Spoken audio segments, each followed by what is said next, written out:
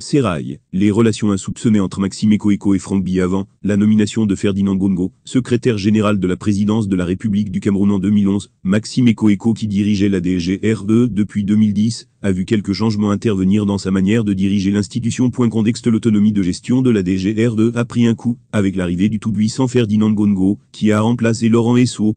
Avec ce dernier, Maxime Eko s'entendait très bien, et même considéré comme des alliés. Rapidement, Ferdinand Ngongo, qui n'aimait pas du tout Eko, s'est opposé à plusieurs opérations de ce dernier, et a même demandé des explications à ce dernier sur des dépenses effectuées par ce dernier.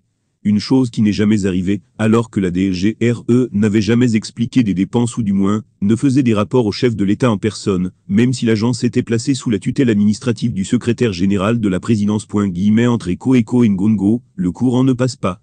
La tutelle administrative du secrétaire général est un obstacle au projet du premier. Il ne supporte pas que Ngongo lui demande de justifier les budgets qu'il demande, considère que ces questions sont déplacées, et que la tutelle administrative ne veut pas dire tutelle opérationnelle, nous apprend Jeune Afrique dans un article, il y a quelques jours. Franck Biya, l'ami de Eko dans le bras de fer entre Eko et Ferdinand Ngongo, le commissaire divisionnaire sort un atout qu'il cachait très bien, comme un jockey il y a de nombreuses années. Dans l'un de ses bras de fer, avec le SGPR, relatif à l'accréditation d'un nouvel ambassadeur du Cameroun au Brésil. Il y a quelques années, Maxime Eko avait utilisé son ami Franck Biya pour bloquer le processus entrepris par Ngongo et procéder à des remaniements au sein de la DGRE, y placer ses propres éléments. Les objections du SGPR, tutelle administrative de l'institution, n'a pas réussi à s'opposer aux nominations. Ngongo veut se débarrasser d'Eko. Il y parvient presque. Courant 2021, le gouvernement brésilien est saisi d'une demande d'accréditation d'un nouvel ambassadeur du Cameroun. Eko l'apprend, et n'hésite pas à faire jouer ses relations notamment auprès de Franck Biya, le fils du chef de l'État, pour court-circuiter le processus de nomination en cours.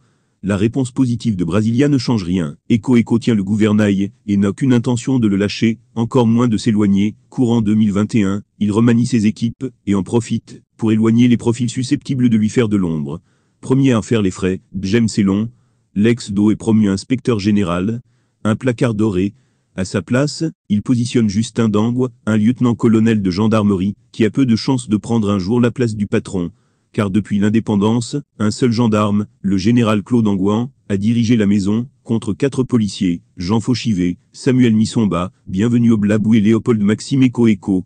Mais faire place nette n'aura pas suffi à préserver son fauteuil, lit-on dans le magazine Jeune Afrique.